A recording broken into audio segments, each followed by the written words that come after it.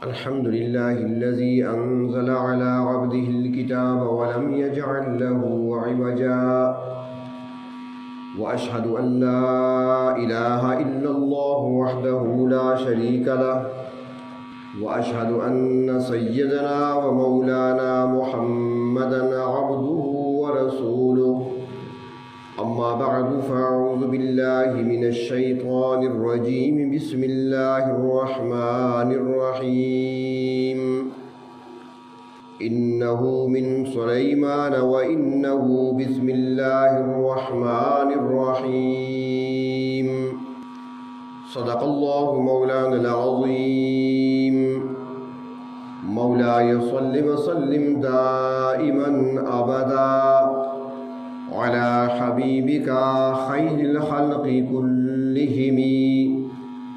قابل احترام بزرگوں اور عزیز دوستو، قرآن پاک کی آیات میں سے ایک چھوٹی سی آیت اس امت کو بطور خاص عطا فرمائی گئی ہے، جو دنیا کے ہر کام میں خیر و برکت کا ذریعہ ہے، ہر کام کو بخیر و خوبی انجام تک پہنچانے کا ذریعہ ہے، اور روز قیامت نیکیوں والے پرڑے کو بھرنے کا ذریعہ ہے۔ چھوٹی سی آیت ہے، بسم اللہ الرحمن الرحیم۔ مفسرین اکرام لکھتے ہیں کہ روز قیامت جب مسلمانوں کے نبی اکرم صلی اللہ علیہ وسلم کی امت کے جب اعمال تولے جائیں گے تو نیکیوں کا پلڑا بہت وزنی ہوگا، بہت بھاری ہوگا۔ تو دوسری امتوں والے کہیں گے کہ یہ کون سا ایسا عمل کیا کرتے تھے کہ جن کی وجہ سے آج ان کی نیکیاں اور نیکیوں کا وزن اتنا بڑھ گیا، جبکہ عمر تو ہماری لمبی تھی، کسی کی عمر 800 سال، کسی کی 700 600 500 سال، کسی کی 1000 سال، عمر ہماری زیادہ، ذکر و اذکار ہمارا زیادہ، تسبیحات ہماری زیادہ، رکوع سجدے ہمارے زیادہ، اور نیکیوں کا پلڑا اس امت کے افراد کا بھاری نکلا۔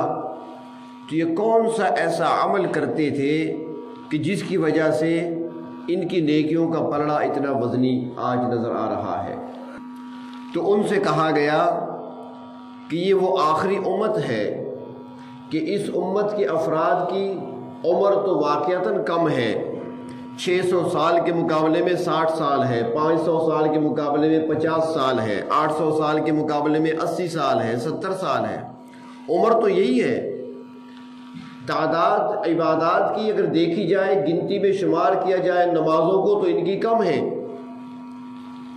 تسبیحات اگر گنی جائیں تو ان کی تم سے بہت کم ہے، لیکن آج ان کی نیکیوں کا پلڑا بھاری ہے کہ اس امت کو ایک جملہ ایسا دیا گیا تھا جو تمہیں نہیں ملا، اور وہ ہے بسم اللہ الرحمن الرحیم۔ اس میں اللہ تبارک و تعالیٰ کے 3 نام آئے ہیں، اور ان 3 ناموں میں اتنی برکت ہے، اتنا وزن ہے کہ آج 800 سال والے سے بھی 50 سال والے کی عبادت اور نیکیوں کا پلڑا وزنی نظر آ رہا ہے۔ تو بظاہر چھوٹی سی آیت، اور یہ بھی آتا ہے تفسیری روایات میں کہ اس چھوٹی سی آیت بسم اللہ الرحمن الرحیم کو سمجھنے کے لیے اتنا کافی ہے کہ جب یہ آیت نازل ہوئی تھی تو اس آیت کے نازل ہوتے وقت فرمایا کہ کائنات میں خاموشی اور سناٹا چھا گیا تھا، فرشتے پھیل گئے تھے، شیاطین پر آگ برسائی گئی تھی، بھگا دیا گیا تھا انہیں۔ جب یہ آیت نازل ہو رہی تھی، درختوں نے جھولنا چھوڑ دیا تھا، سمندروں کی موجیں تھم گئی تھیں، دریاؤں کی روانی رک گئی تھی، ہواؤں کے اندر تیزی باقی نہ رہی تھی جب یہ آیت نازل ہو رہی تھی۔ پوری کائنات پہ اس کا اثر پڑا تھا اس آیت کے نازل ہونے میں۔ اور ایک حدیث شریف میں یہ بھی آتا ہے کہ پروردگار عالم نے جب یہ آیت نازل فرمائی تو اللہ رب العزت نے قسم کھا کر فرمایا کہ جب بھی کوئی میرا بندہ کسی کام کے شروع کرنے سے پہلے مجھے اس انداز سے یاد کر لے گا، یعنی بسم اللہ الرحمن الرحیم پڑھ لے گا، تو اللہ تعالیٰ نے قسم کھا کر فرمایا کہ میں اس کے کام میں ضرور برکت ڈالوں گا۔ تو بظاہر چھوٹی سی آیت ہے، بلکہ آپ دیکھیں حضرت نوح علیہ السلام کے زمانے میں جو طوفان آیا تھا، طوفان نوح مشہور ہے، تاریخی انسانی کا ایک بہت بڑا واقعہ ہے، جس کا اپنے پرائے مسلم غیر مسلم سارے اعتراف کرتے ہیں۔ بہت بڑا طوفان تھا، ایسا طوفان زمین پر نہ پہلے کبھی آیا اور نہ شاید کے بعد میں آئے۔ اتنا بڑا طوفان، ہر طرف پانی ہی پانی، اونچے سے اونچا پہاڑ بھی اس میں ڈوب گیا تھا۔ تو اس طوفان میں حضرت نوح علیہ السلام اللہ کے حکم سے کشتی بناتے ہیں اور پھر کشتی میں سوار ہوتے ہیں، اور جو ایمان والے تھے ان کو بھی اپنے ساتھ کشتی میں سوار کرتے ہیں۔ اب وہ کشتی طوفان کی لہروں کے سپرد ہے، لیکن حکم کیا ملا تھا؟ انہوں نے کشتی پر سوار ہوتے وقت جملہ کہا تھا، جو پڑھا تھا قرآن حکیم نے اس کو نقل کر دیا ہے۔ انہوں نے کہا تھا بسم اللہ مجریہا و مرساہا، وہاں پر بسم اللہ الرحمن الرحیم نہیں ہے، ایک جملہ پہلا بسم اللہ، آگے تو دعا ہے نا، بسم اللہ ایک جملہ ہے۔ تو اب دیکھیں ایک جملہ جس نے پڑھا، پوری بسم اللہ نہیں پڑھی، بسم اللہ الرحمن الرحیم نہیں پڑھی، صرف ایک جملہ بسم اللہ، صرف بسم اللہ اس نے پڑھی ہے، تو اس کا نتیجہ کیا نکلا کہ اتنی کائنات میں پھیلے ہوئے طوفان میں اللہ نے ان کی کشتی کو کنارے لگا دیا۔ اس کشتی والے ایک فرد کا بھی نقصان نہیں ہوا۔ تو جو جملہ آدھا پڑھتا ہے بسم اللہ کہتا ہے، تو بسم اللہ کے کہنے میں اتنا اثر، اتنی تاثیر، اتنی برکت ہے کہ طوفان کے اندر وہ کشتی سلامت کنارے پہ لگتی ہے۔ تو جو شخص پوری بسم اللہ الرحمن الرحیم پڑھے گا، روز قیامت اس کی بھی کشتی کنارے لگے گی، ایمان کی کشتی اس کی سلامت کنارے لگے گی۔ اس کے اندر اللہ رب العزت نے تاثیر رکھی ہے، چھوٹا سا جملہ، بلکہ اس کے اندر بڑی حکمتیں ہیں۔ کئی مرتبہ یہاں پہ عرض کر چکا ہوں قرآن حکیم کے بارے میں، قرآن حکیم کے ایک ایک حرف کے اندر کیا کیا حکمتیں ہیں، کیا کیا راز پوشیدہ ہیں، تحقیقات کرنے والے کر رہی ہیں، اس میں ڈوب کر غوطے لگا کر موتی نکالنے والے موتی نکال رہے ہیں، آج تک سلسلہ جاری ہے اور قیامت تک جاری رہے گا۔ تو بسم اللہ الرحمن الرحیم، اس کے بارے میں فرمایا کہ اس کے اندر 19 حروف ہیں۔ بسم اللہ الرحمن الرحیم 19 حروف، اور جو جہنم پر فرشتے مقرر ہیں ان کی تعداد بھی 19 ہے۔ جہنم پر کھڑے ہوئے فرشتے جو نگران مقرر ہیں، وہاں پر دروازوں پہ کھڑے ہیں، ان کی تعداد قرآن حکیم میں آتی ہے کہ 19 ہے۔ اور بسم اللہ الرحمن الرحیم کے حروف 19، فرمایا کہ جو 19 حروف یعنی بسم اللہ الرحمن الرحیم باقاعدگی سے پڑھتا ہے، ان 19 فرشتوں سے دفاع کا ذریعہ بن جائے گا۔ اور اس کے اندر یہ بھی حکمت ہے کہ اللہ رب العزت نے انسان کو پیدا کیا اپنی عبادت کے لیے، نہ ہم کاروبار کے لیے پیدا ہوئے، نہ ہماری تخلیق کاروبار کے لیے ہے، نہ ہماری تخلیق دنیا میں نام پیدا کرنے کے لیے، نہ ہماری تخلیق پہاڑ کھودنے کے لیے، نہ ہماری تخلیق ہوئی ہے سمندروں میں راستے بنانے کے لیے۔ یہ ساری دنیاوی ضروریات کے تحت ہو رہا ہے۔ ہماری تخلیق کا مقصد اللہ کی عبادت ہے۔ اللہ تعالیٰ خود فرماتی ہے وَمَا خَلَقْتُ الْجِنَّ وَالْإِنسَ إِلَّا لِيَعْبُدُونَ، کہ جن و انس کی پیدائش، ان کی تخلیق کا مقصد فرمایا کہ میری عبادت کرنا ہے۔ اب پیدا ہوئے ہیں عبادت کے لیے، لیکن کام دوسرے بھی ساتھ لگ گئے، پیٹ بھی پالنا ہے، بچوں کو بھی پالنا ہے، شادیاں بھی کرنی ہے، سر چھپانے کو مکان بھی بنانا ہے، اپنا جسم چھپانے کو لباس بھی ہم نے لینا ہے، اور دور جانے کے لیے ہمیں سواری بھی چاہیے۔ تو یہ ساری ضروریات ہیں۔ تو ان ضروریات کو پورا کرنے کے لیے ہمیں کام بھی کرنا پڑتا ہے، ملازمت کرنی پڑتی ہے، کھیتی باڑی کرنی پڑتی ہے، ہمیں کاروبار کرنا پڑتا ہے، دکانداری کرنی پڑتی ہے، کام بھی چلانے ہوتے ہیں۔ مقصد تو ہمارا تخلیق کا وہ عبادت تھا، ہم دوسرے کاموں میں لگ گئے، تو اللہ اب یہ عبادت کا جو مقصد تھا ہمارے آنے کا، عبادت کرنا، وہ کیسے پورا ہوگا؟ تو فرمایا کہ اللہ رب العزت نے ایک تو 5 نمازیں دے دی، 5 نمازیں، اب دن رات میں ہے 24 گھنٹے، دن رات کو تقسیم کیا گیا گھنٹوں میں تو 24 گھنٹے بنے، اب ان 24 گھنٹوں میں 5 نمازیں آ گئی، یوں سمجھیں کہ 5 گھنٹوں کی عبادت تو آ گئی، مثلا 1 سے لے کر 2 تک ظہر کی نماز کا وقت ہم پڑھتے ہیں، کوئی 2 سے 3 تک پڑھتا ہوگا 1 گھنٹہ، اس طرح عصر کا ٹائم ہے 5 سے لے کر 6 تک، یا 4:30 سے 5:30 تک، یہ گھنٹہ نماز کا ہو گیا، اس طرح مغرب کا ٹائم ہے 6 سے لے کر 7 تک، مغرب کی نماز ہو جاتی ہے، پھر عشاء کی نماز ہے 8 سے لے کر 9 تک، اس گھنٹے میں، تو 5 نمازیں ہیں، 5 گھنٹوں میں تو 5 نمازیں آ گئی، باقی بچ گئے 19 گھنٹے، 24 گھنٹوں میں سے 5 گھنٹوں میں 5 نمازیں آ گئیں، باقی بچ گئے 19 گھنٹے۔ ہماری تخلیق کا مقصد تو 5 گھنٹے عبادت نہیں تھا بلکہ 24 گھنٹے عبادت کرنا تھا، اب وہ 24 گھنٹے عبادت کیسے بنے؟ تو اللہ رب العزت نے چھوٹے سے جملے ادا کر دیے، بسم اللہ الرحمن الرحیم، کہ جو باقاعدگی سے پڑھتا رہے گا، 19 حروف ہیں، گویا 19 گھنٹے یہ بھی عبادت میں شمار ہو گئے، 24 گھنٹے عبادت بن گئی۔ تو بسم اللہ الرحمن الرحیم میں اللہ تبارک و تعالیٰ کے 3 نام آئے ہیں، 3 نام، ایک اسم ذات، اسم ذات تو سمجھتے ہو نا، ذاتی نام،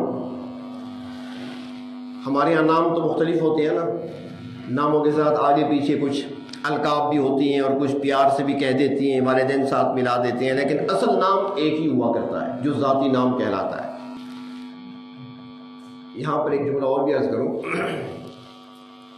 کہ ہمارے ہاں بچہ پیدا ہوتا ہے نا، تو ہم نام کے بارے میں کتنا سوچتے ہیں، سوچ سمجھ کر نام رکھا جاتا ہے، کوئی بھی اپنے بچے کا نام بغیر سوچے سمجھے نہیں رکھتا، چاہے وہ پڑھا لکھا ہو چاہے ان پڑھ ہو، چاہے وہ شہر کا رہنے والا ہو چاہے دیہات کا رہنے والا ہو، وہ سوچتا ہے کہ میں ایسا نام رکھوں جو منفرد بھی ہو، اچھا بھی ہو، نسبت بھی اچھی ہو، لیکن آج کل یہ بہت کم سوچا جاتا ہے، یہ لوگ سوچا کرتے تھے، آج کل تو نئے ناموں کی تلاش میں کسی نے ہندوؤں والے نام رکھ دیے، کسی نے سکھوں والے نام رکھ دیے، معنی نہیں آتے کہ نام رکھنے میں والدین سوچا کرتے ہیں کہ نام کیسا رکھیں، اچھا نام ہو، بامعنی بامقصد نام ہو، منفرد نام ہو، اچھا نام ہو، نسبت والا نام ہو، وہ یہ سوچتے ہیں والدین۔ اللہ تبارک و تعالیٰ نے بھی ایسے فرمایا نا، حضرت یحییٰ علیہ السلام جب پیدا ہوئے تو اللہ تعالیٰ نے فرمایا کہ اس کا نام ہم نے رکھا یحییٰ ولم نجعل له من قبل سمیہ، اور اس سے پہلے یہ نام کسی کا نہیں تھا۔ اللہ تعالیٰ نے بھی ایسے نام رکھے ہیں جو پہلے کسی کا نہ ہو، منفرد نام ہے، لیکن وہ نام بامعنی بامقصد ہے۔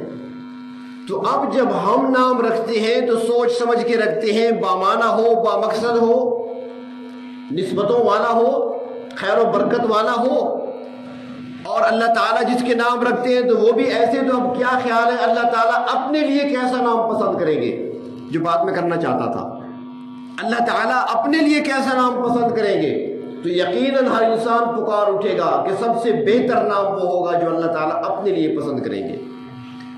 اور اپنے لیے کیا پسند فرمایا؟ اللہ، ثواب ملے گا، پڑھ لیں، اللہ نام رکھا، نام، اور ایسا نام کہ کسی بھی نام کے اگر حروف کو آگے پیچھے کر دیا جائے یا کچھ حرف کم کر دیے جائیں تو بے معنی ہو کر رہ جاتا ہے، لیکن اس نام میں وہ برکت ہے کہ حرف کم کرتے جائیں پھر بھی بامعنی ہی ہوگا۔ اللہ، پہلا الف ہٹا دیں، کیا بچ گیا؟ للہ، للہ ما فی السماوات و ما فی الارض۔ لام ہٹا دیں، لہو بچ گیا، لہو من فی السماوات والارض، اور پھر لام ہٹا دیں، ہو بچ گیا، هو اللہ الذی لا الہ الا ہو، بامعنی، جہاں سے بھی گھمائیں پھرائیں صفت اسی کی آئے گی، کسی اور طرف جا ہی نہیں سکتا۔ اور کوئی معنی نکلے گا نہیں، ایک ایک حرف ہٹاتے جائیں تب بھی نام اسی کا رہے گا، ایسا بابرکت نام۔ اور اس نام کے اندر اللہ رب العزت نے اپنے نام کے اندر اتنی تاثیر رکھی ہے، اتنی برکتیں رکھی ہیں، ہم نے کبھی اس نام سے پکارا ہی نہیں ہے، ہم نے کبھی سوچا ہی نہیں ہے کہ یہ نام کس کا ہے۔ اس نام کے اندر کتنی تاثیر ہے، اس نام کے اندر کتنی طاقت اور کتنی قوت ہے، لیکن کبھی ہم نے سوچا ہی نہیں ہے نہیں۔ وہ علماء نے لکھا ہے، ہمارے بزرگوں میں سے گزرے ہیں حضرت خواجہ ابو الحسن خرقانی رحمۃ اللہ علیہ، بہت بڑے بزرگ ہیں، بہت بڑی شخصیت ہے۔ تو ایک مرتبہ بادشاہ وقت کے پاس کسی کام کے سلسلے میں گئے ہوئے تھے، یا بادشاہ ان کی خدمت میں آیا ہوا تھا، مہاراج اکٹھے بیٹھے تھے، اور اسی موقع پر اس وقت کا سب سے بڑا طبیب، سب سے بڑا سائنسدان ابو علی سینا وہ بھی بیٹھا ہوا تھا۔ بادشاہ کے سر میں تھوڑا درد محسوس اسے ہو رہا تھا، تو اس نے حضرت خواجہ ابو الحسن خرقانی رحمۃ اللہ علیہ سے فرمایا کہ حضرت سر میں درد محسوس ہو رہا ہے، ذرا مجھے دم کر دیں، مجھے دم کر دیں۔ جب بادشاہ نے یہ کہا نا تو ابو علی سینا بیٹھے ہوئے تھے، وہ ماہر تھے، فن طب کے اندر بھی مہارت تھی ان کو۔ وہ کہنے لگے بادشاہ سلامت، آپ بھی یہ دم اور پھونکوں پہ یقین رکھتے ہیں؟ پھونک مارنے سے کیا ہوگا؟ پھونک مارنے سے کیا ہوگا؟ کہ دوائی کھا لیں، گولی کھا لیں، آج کل کے دور کے مطابق کونسٹان لے لیں، پیراڈول لے لیں، ڈسپرین لے لیں، اس سے فائدہ ہوگا۔ ابو الحسن خرقانی رحمۃ اللہ علیہ نے جب سنا نا تو فوراً ابو علی سینا کی طرف دیکھا اور فرمایا کہ اے خر تو چدانی، اے گدھے تجھے کیا معلوم؟ یہ جملہ کہہ دیا، اس کے بعد بادشاہ کو دم کرنے لگے، بادشاہ کو دم کیا، اس کا سر درد چلا گیا، اور پھر جب دیکھا نا ابو علی سینا کی طرف، چہرہ سرخ ہے، پسینے پسینے ہے، اور اندر کی کیفیات عجیب ہے، رنگ بدل چکا ہے، تغیر اور تبدل نظر آ رہا ہے پورے جسم پر، چہرے پر، پسینہ پسینہ۔ حضرت خواجہ صاحب نے دیکھا ایسے اور کہنے لگے ابو علی تجھے کیا ہوا؟ یہ پسینے کیوں آ رہے ہیں؟ آپ کی طبیعت کیوں خراب ہو گئی؟ آپ کا جسم بھی کانپ رہا ہے، جسم چہرہ سرخ ہو چکا ہے اور پسینہ بھی نظر آ رہا ہے، یہ تغیر کیوں آیا آپ کے جسم میں؟ ابو علی سینا سر جھکائے بیٹھے تھے، بادشاہ کی مجلس تھی، کچھ کہہ تو سکتے نہیں کہ سارا غصہ اندر ہی اندر تھا۔ کہنے لگے حضرت آپ نے بڑی محفل میں، دربار میں، بادشاہ کے سامنے مجھے گدھا کہہ دیا، پسینہ تو آنا تھا، مقصد اتنا بڑا میں عالم ہوں، لوگ میرے قدردان ہیں، میری قدر کرتے ہیں، میرے علم میری حکمت کو مانتے ہیں، آپ نے مجھے گدھا کہہ دیا، اے خر کہہ دیا، مجھے آپ نے گدھا کہا تو مجھے پسینہ آنا فطری بات ہے۔ حضرت خواجہ ابو الحسن رحمۃ اللہ علیہ فرمانے لگے کہ اچھا ابو علی سینا یہ بتاؤ کہ پتہ چل گیا کہ لفظ خر کے اندر اتنی تاثیر ہے، میں نے کہا تو تمہیں گدھا ہے نا، تو لفظ گدھے کے اندر اتنی تاثیر ہے کہ تمہیں پسینہ آ گیا، لفظ گدھا کے اندر اتنی تاثیر ہے کہ تیرے جسم پر کپ کپاہٹ طاری ہوئی، لفظ گدھا کے اندر اتنی تاثیر ہے کہ تیرے چہرے کا رنگ سرخ ہو گیا، لفظ گدھا کے اندر اتنی تاثیر ہے کہ تیرے اندر انقلاب آ گیا، تو کیا لفظ گدھا کے اندر اتنی تاثیر ہے تو کیا لفظ اور اس میں اللہ کے اندر کوئی تاثیر نہیں ہوگی؟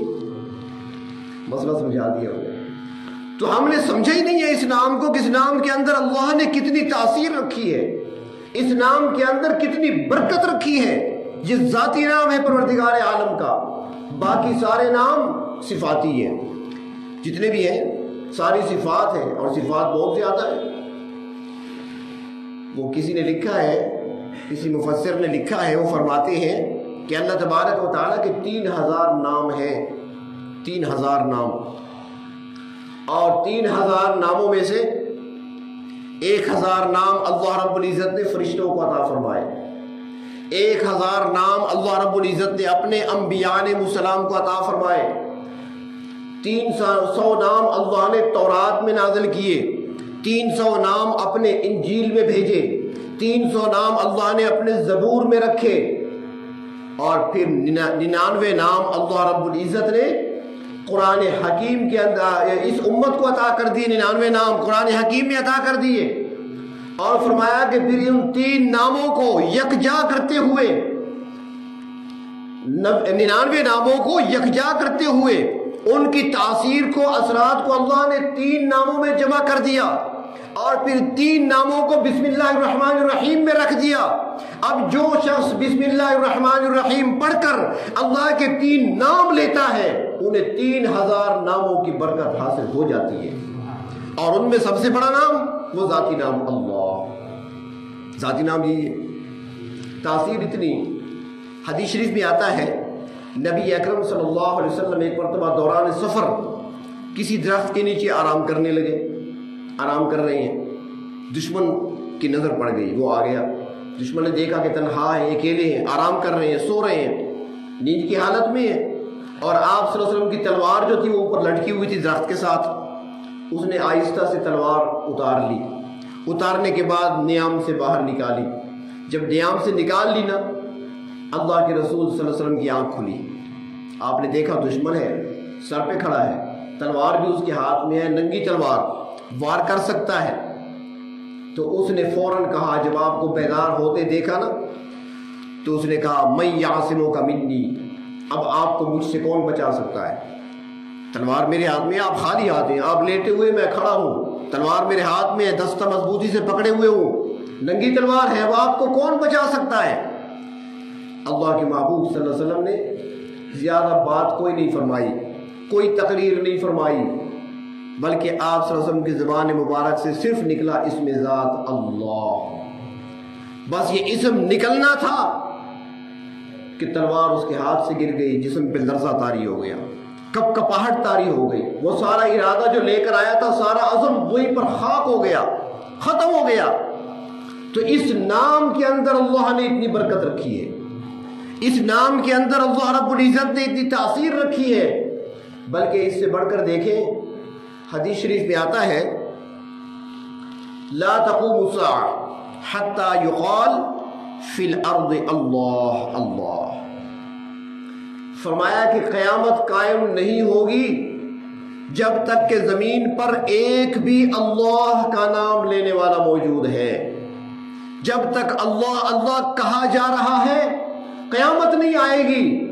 اب ذرا غور کریں، اس جملے کو غور سے دیکھیں تو آپ کو یہ بات اچھے طریقے سے سمجھ آ جائے گی کہ آج اگر سورج چمک رہا ہے، چاند روشنی دے رہا ہے، ستارے چمک رہے ہیں، سمندر موج زن ہے، دریا بہہ رہے ہیں، سبزہ زمین پر نکل رہا ہے، اگ رہا ہے، یہاں پر زندگی اور حیات زمین پر پائی جا رہی ہے، ہر چیز اپنی جگہ پر سفر جاری رکھے ہوئے ہے، یہ سب کچھ ہو رہا ہے کائنات کے اندر، تو اس سارے نظام کو اگر کوئی کسی چیز نے تھام رکھا ہے، آسمانوں کو گرنے سے کس نے تھام رکھا ہے، سورج کو روشنی اور نور کہ اس کے نور کو ختم کرنے سے کس چیز نے روک رکھا ہے، تو آپ کو اس حدیث میں سمجھ آ جائے گی کہ وہ ذاتی نام اللہ ہے، جس کی وجہ سے سورج چمک رہا ہے، چاند روشنی دے رہا ہے، کائنات چل پھر رہی ہے، کائنات آباد ہے۔ جب اللہ کا نام باقی نہیں رہے گا سب کچھ فنا ہو جائے گا۔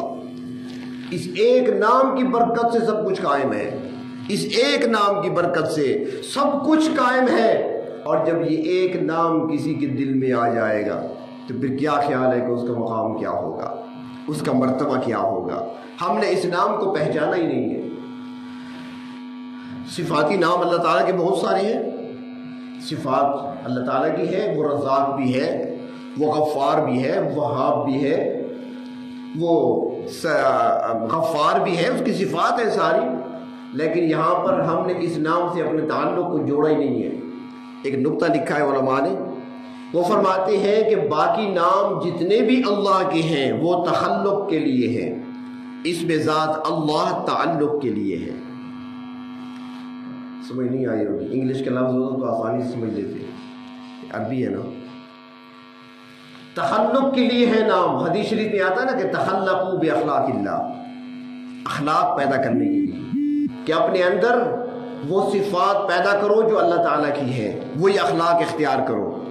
کیا مطلب اس کا کہ اللہ تعالیٰ کی ذات مہربان ہے، الرحمن، وہ ذات مہربان ہے، سب پر مہربان ہے، اپنوں کو بھی کھلا رہا ہے، غیروں کو بھی دے رہا ہے، تو وہ صفات اپنے اندر پیدا کرو گے، اپنے غیروں کے ساتھ سب کے ساتھ ہمدردی کیا کرو۔ وہ ذات رحیم ہے، اور رحیم وہ صفت ہے، اس کی وہ رحمت ہے جو اس کے خاص بندوں کے لیے ہے۔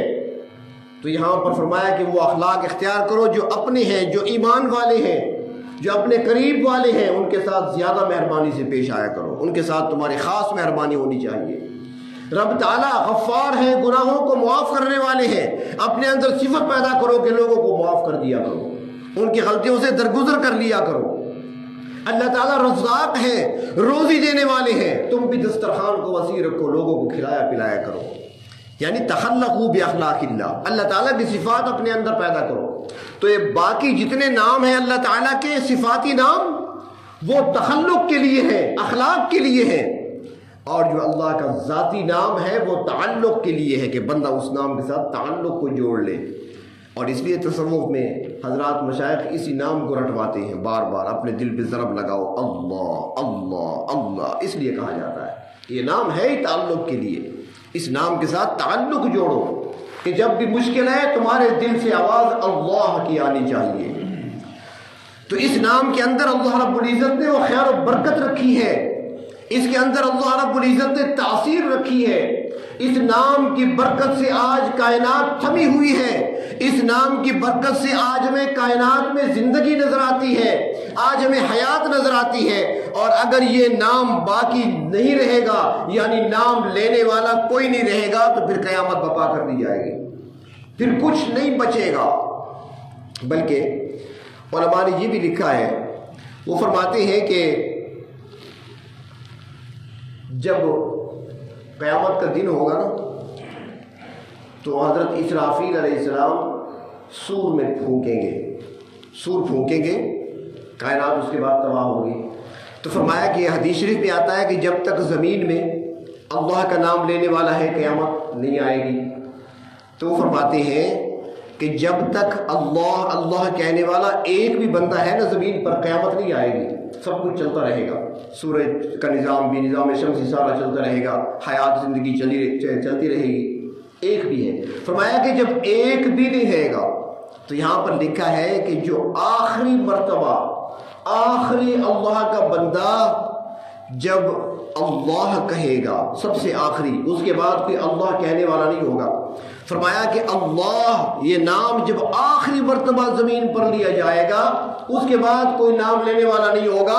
تو فرمایا کہ اس کے 40 سال کے بعد سور پھونکا جائے گا، یعنی ایک بار اللہ کہنے سے قیامت 40 سال دور ہو جائے گی۔ آپ اندازہ لگائیں کہ کتنی تاثیر ہے اس نام کے اندر۔ اور یہی تو ہمیں سکھایا گیا، لیکن ہم نے کبھی توجہ نہیں کی۔ جب بچہ پیدا ہو تو اس کے کان میں اذان دی جاتی ہے نا، اقامت بھی کہی جاتی ہے، تو سب سے پہلے حکم دیا اذان کا۔ اور اذان میں کیا ہوتا ہے؟ اذان کہاں سے شروع ہوتی ہے؟ اللہ، اللہ اکبر، سب سے پہلے وہ نام آتا ہے اللہ۔ اور جب اذان مکمل ہوتی ہے تو پھر لا الہ الا اللہ، آخر میں کیا ہے؟ ابتدا بھی اللہ، انتہا بھی اللہ۔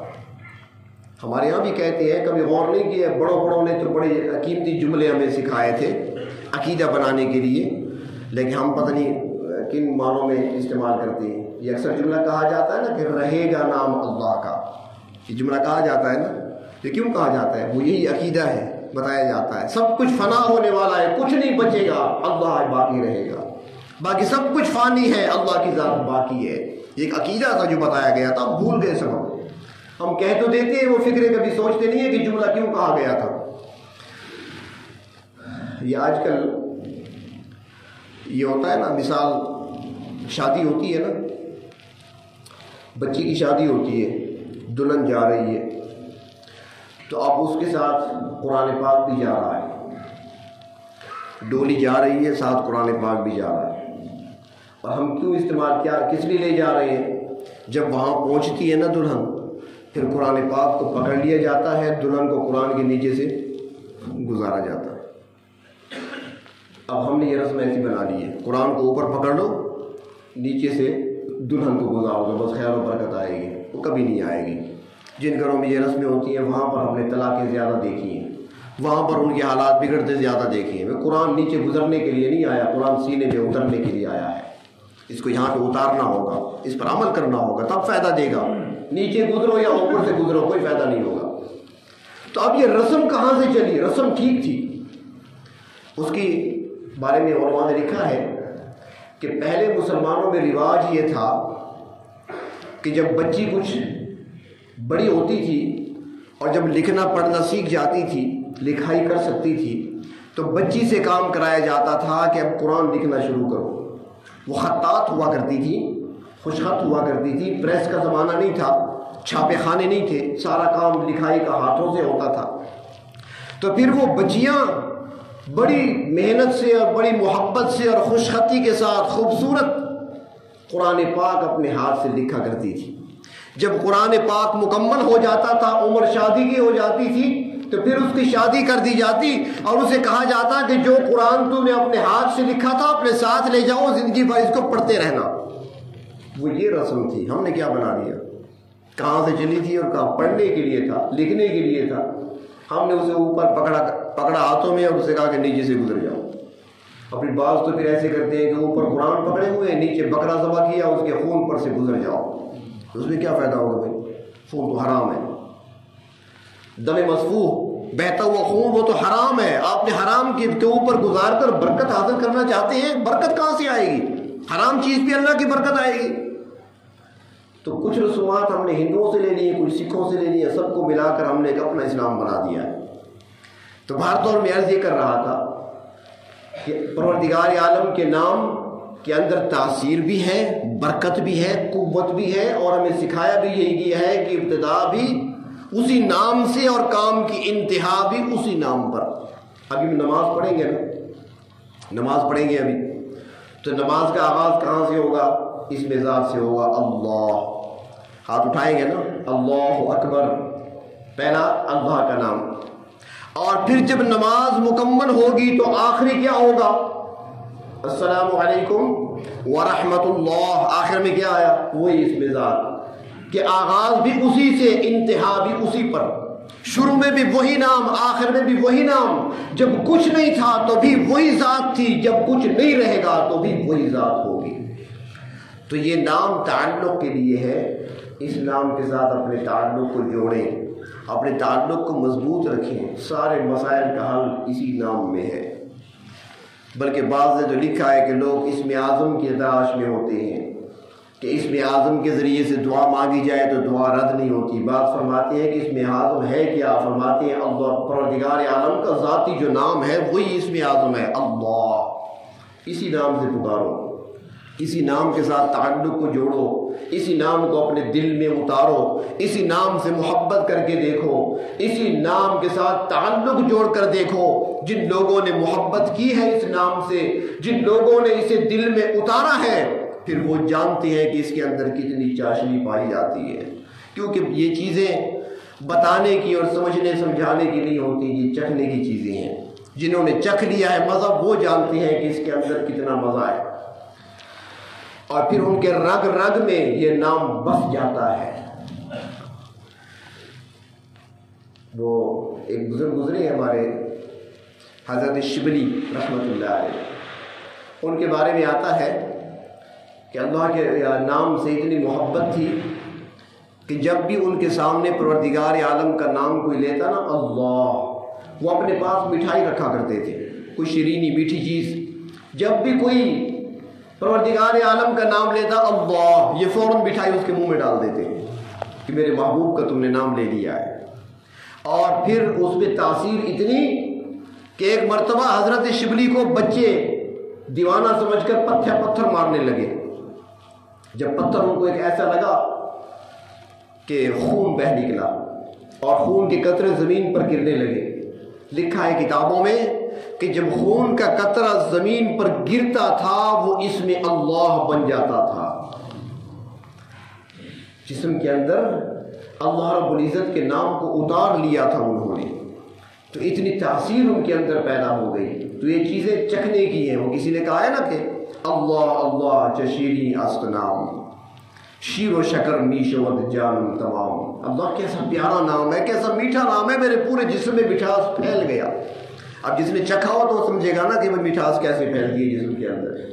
ہم تو میٹھا چکھتے ہیں، زبان میٹھی ہوتی ہے، منہ میٹھا ہوتا ہے نا، لیکن یہ نام ایسا ہے کہ جب اندر اتر جائے تو پورے وجود کو میٹھا کر دیتا ہے۔ اس نام کے ساتھ تعلق کو جوڑیں اور اسی نام سے مانگیں، اور یہی وہ در ہے جہاں سے ہر مشکل حل ہوتی ہے، ہر سوال پورا ہوتا ہے، ہر خالی ہاتھ آنے والا دامن بھر کے جاتا ہے۔ تو اللہ تبارک و تعالیٰ اپنی حقیقی سچی پکی محبت نصیب فرمائے، اور اپنے نام کی برکتیں، اپنے نام کا فیض اور اپنے نام کی محبت ہمارے دلوں میں